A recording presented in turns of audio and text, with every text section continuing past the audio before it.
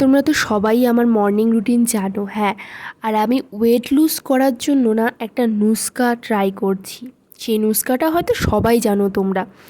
সেই নুস্কাটাই তোমাদের আজকে দেখাচ্ছি। দেখো, প্রথমে একটু গরম জল করে নিলাম, তারপর ওটার মধ্যে একটা লেবু কেটে লেবুর একটা পিস রস করে নিয়ে নিলাম গরম জলে।